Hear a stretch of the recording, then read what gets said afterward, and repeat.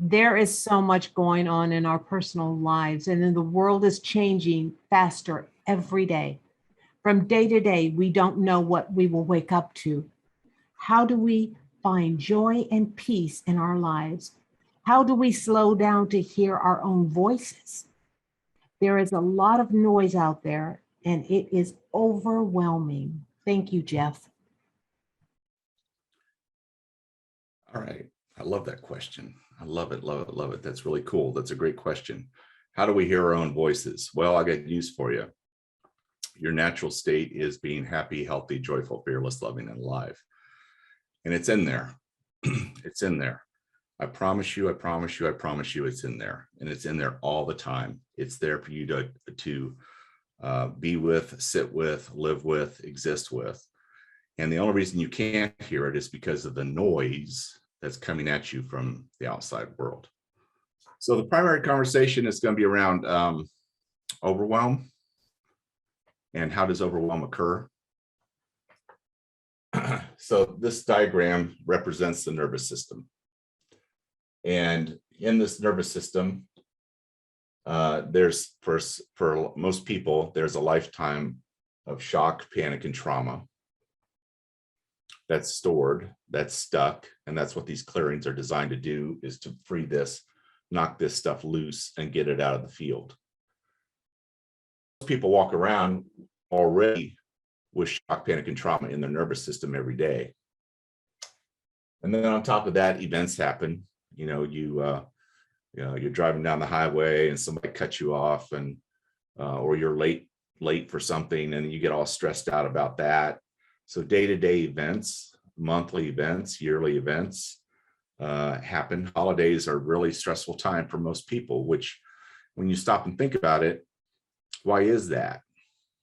What is it about the holidays that stresses you out? They should be happy times. They should be good times. They should be times when you're making memories with your family and your loved ones and being of good cheer and all these other things. But no, they're the most stressful time of the year. And suicides peak in December. That's the human condition. Human condition. That's not the spiritual condition. Okay. So events, that contributes to overwhelm. And then you have worry. And a lot of us are so stuck on worry. We have ways of thinking about the world that causes us to worry. We have belief structures about the world that just triggers worry. And then we have media that's constantly feeding new fear into us. Fear of this, fear of that, fear of this variant, fear of that thing, or fear of this, you fill in the blank. I mean, that's their job. You got to understand, when you're watching the media, whether it's on a news aggregate website like Drudge Report or something of that nature, or Fox or CNN or whatever, the media's number one job is to keep you engaged and to keep you interacting. And the way they do that is through a state of fear. That's why you don't hear about the beautiful things in life on the news. That's why you don't see these beautiful stories. Although they'll throw one in now and then just to say, oh yeah, we cover that kind of stuff. Well, it's bullshit. Most of their stuff is fear. They got to keep you in a state of fear, keep you wanting to come back. Ooh, what's the status of this? Ooh, what's the status of that? Ooh, what's happened today? That's dopamine hits. And the media is set up to trigger those hits to keep you coming back.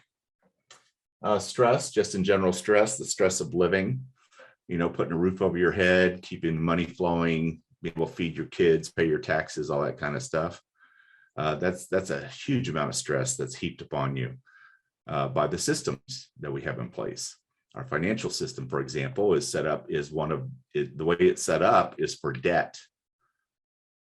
Okay. And to induce debt, to get you to go into as much debt as possible and to keep you in a state of debt. And they do that by charging really high user rates or interest rates. And, if you've gone and put a CD into the bank and looked at what a certificate of deposit gives you, which is 0.001 interest for them keeping your money for 6 months, it's ridiculous. It makes no sense.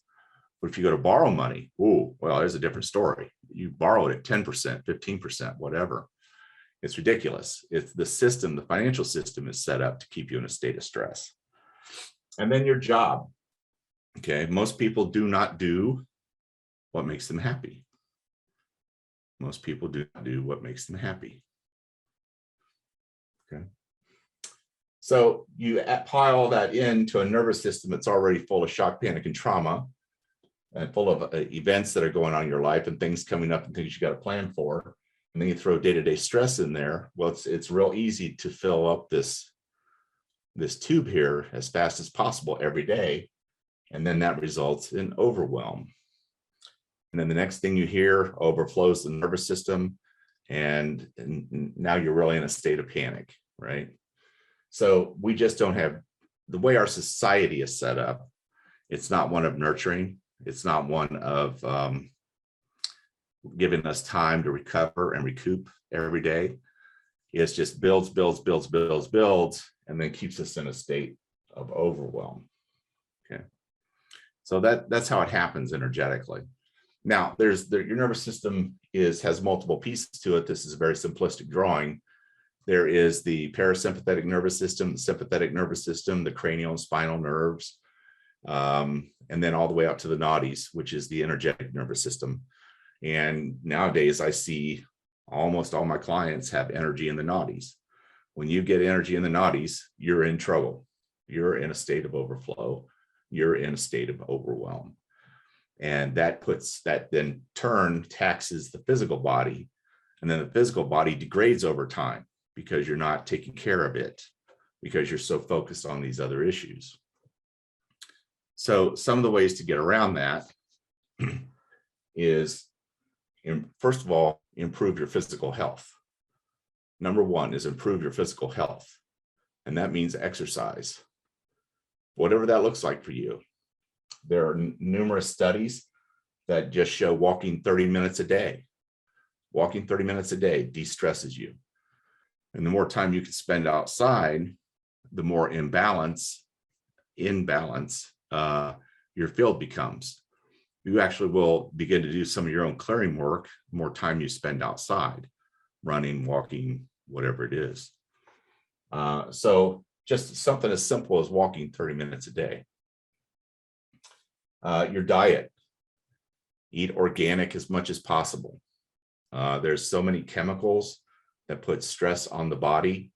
And then when the body can't handle it anymore, you get fatigue, you get things like chronic fatigue, and your immune system drops. So organic fruits and vegetables as much as possible, and water. And these are just common sense things. There's nothing new here, I don't think. You should have heard this before, but every now and then it's good to hear it again. So it reminds you that you need to drink more water. Your body is 70% water. It's similar to the makeup of the earth. The earth is about 70 to 80% water. And the vibration of the water needs to be at 7 hertz. And when the water is at 7 hertz, you can feel the creator of all that is, especially the water that's in the body. Now, unfortunately, most of our water is polluted, and it's polluted in numerous ways through chemical pollution from corporations, manufacturing facilities, pumping that stuff into the water supply. And it's also polluted by city water plants.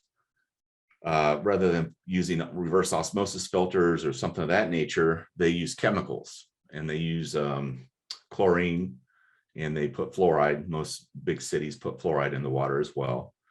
And those things are not good for you.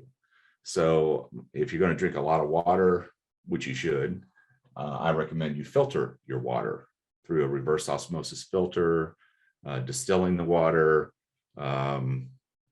Even gravity filters are really good. If you get one that's got it, the micron filter is small enough to pull stuff out. There was a recent study I read that shocked me, that most big city water supplies are absolutely inundated with things like antidepressants. And it's almost like part of me asks, is that intentional? Because there's so much, it's ridiculous. So you might think you have clean tap water. I hope you have clean tap water, but be careful of the water and how much you put or how much of the tap water you use. Like I said, use distilled water, filtered water, that kind of stuff. Get it as pure as possible. But anyway, the water in the world is polluted. And I think part of that also is a barrier to us feeling the creator. Sitting on the couch and go walk and that kind of stuff. And the body can do what it needs to do to recover fully. It can heal itself. Now, sometimes there's other alternative methods that you can use to push that along, and that's okay. Those are there for your use. Everything in this world is here for our use. It's just a problem when it gets out of hand. Okay, so too much of a good thing kind of stuff.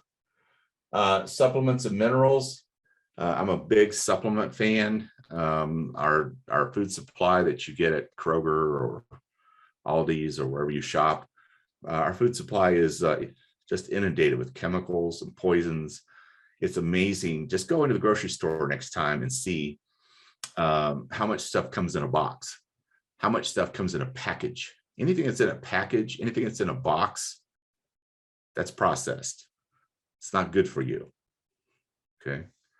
So just be careful about that kind of stuff. But supplements and minerals are a good way to add. So if you're deficient in some things. But I want to point out, if you suffer from depression or anxiety, it's super, super, super important to get B vitamins every day. And when you are low on B vitamins, that is a trigger for anxiety specifically, depression also, but anxiety mostly. So if you really find yourself getting anxious, you're low on, I promise you, you're low on B vitamins. You need to supplement those daily. The key to B vitamins is they're not storable in the body. They come in, they get used for what they need to be used for, and then the excess gets flushed out. So you need to replenish them every day. The other thing is improve your mental health. Okay. Improve your mental health. That's super, super important. And that's not as hard as it sounds. Okay. Because we are story making machines. Whatever happens to us, we make a story up about it. Whatever happens to us, we make up a story about it. And when you stop and think about it, you know what I just said is very true. So first of all, you have to decide that you live in a friendly universe. What if not having a vaccine passport meant that instead of supporting huge supermarket chains where 80% of the food is rubbish, you instead had to turn to your own local farmers and green grocers? What if not being allowed to fly meant that instead you had to explore your own beautiful province or state for a road trip through the countryside, bringing business back to small towns all along the way? What if losing your job working for a company meant that instead you got to start building your passion and vision and start your own business and got to keep the income generated for yourself? What if instead of running straight to the doctor, you started looking into other healing modalities that focused on the cause instead of the symptoms? What if instead of being stuck indoors training in a gym, you trained amongst nature and in the fresh air and the sunshine? And what if instead of living in fear, you lived and started realizing that these could be silver linings and blessings in disguise? Putting yourself first doesn't mean you don't care about others. It means you're smart enough to know you can't help others if you don't help yourself first. So my advice to you is to get to the website, Institute for Soul Evolution, sign up for the Soul Warrior Network, and get into this first class that's coming up next Wednesday. It'll meet, you'll have to check out the pricing for sure on the website. It's less than $200 a month. For that, you're going to get 4 weeks of clearing. And if you sign up for the, you can keep going and keep going and keep going. We're going to work on a different part of the field every month.